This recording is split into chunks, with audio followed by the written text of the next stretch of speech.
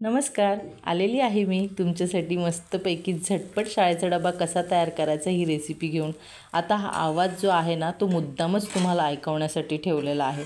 मस्त कुरकुरीत असे सँडविच झालेले आहेत, ते सुद्धा बेसन पीठ न वापरता आणि 1 वाटी रवा फक्त, बरं का।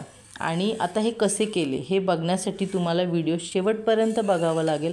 आणखी एक, जर तुम्ही अजूनपर्यंत माझ्या चॅनलला सबस्क्राईब केलं नसेल तर कृपया सबस्क्राईब करा, त्याला काही पैसे लागत नाही।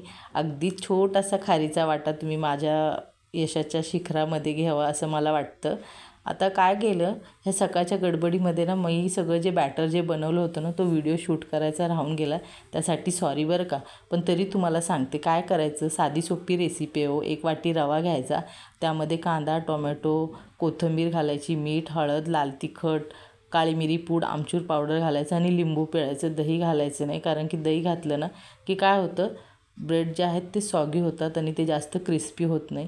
आणि मग काय करायचं, हे सगळं मिश्रण करून घ्यायचं आणि 10 ते 15 मिनटं बाजूला ठेवून द्यायचं। आणि नंतर ब्रेडला एका बाजूने हे लेयर लावायची आणि तव्यावर थोडंसं, अगदी थोडंसं तेल घालून हे छानपैकी पालथे टाकायचे बरं का। म्हणजे ज्या बाजूला आपण रव्याची लेयर लावलेली आहे ती बाजू आपल्याला तव्यावर घालायची आहे। आता दुसऱ्या ब्रेडला सुद्धा तसंच केलेलं आहे। खालची बाजू क्रिस्पी झाली की वरच्या बाजूने सुद्धा अगदी पातळ लेयर लावायची। आणि मी मुद्दामच तेल वापरते, बटर किंवा तूप वापरत नाही, कारण की पावसाळ्याचे दिवस आहेत तर ते थोडेसे कडक होतात थंड वातावरणामध्ये। तूप आणि बटर थोडंसं गोठतं, त्यामुळे मी तेलच वापरते। आता मध्येच मला मुलाला दूध पीत नव्हता तो, तर मला त्याच्या मागे सारखं लागावं लागतं, खाली बस येते शाळेची म्हणून मला जावं लागलं, तर तो व्हिडिओ तिथे थोडासा सुटला। पण तरीसुद्धा मला वाटतं की तुम्हाला रेसिपी कळलीच असेल। मस्तपैकी इथे क्रिस्पी आणि कुरकुरीत असे छान चटपटीत हे सँडविच मी तयार केलेले आहेत। हे छान दोन्ही बाजूनी कुरकुरीत असे भाजून घेते। आता इथे मी एका तव्यावर 3 टाकलेले आहेत, म्हणजे मोठा तवा असेल तर 4 पण बसतात। आता माझा हा तवा छोटा आहे तर त्यामुळे 3 बसतात।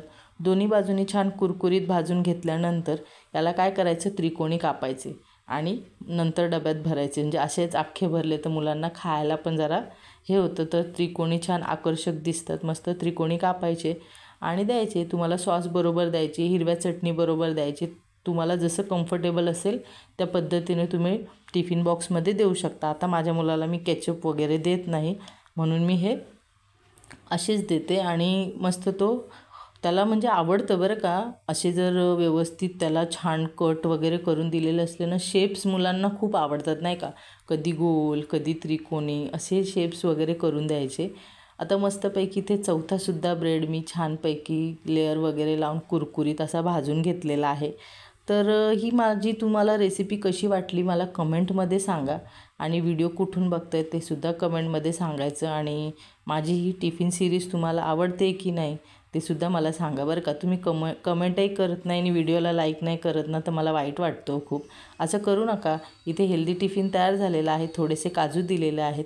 आता हा हेल्दी टिफिन कसा झाला मला कमेंटमध्ये सांगा। व्हिडिओ आवडला तर लाईक करा आणि चॅनलला सबस्क्राईब नक्की करून जा।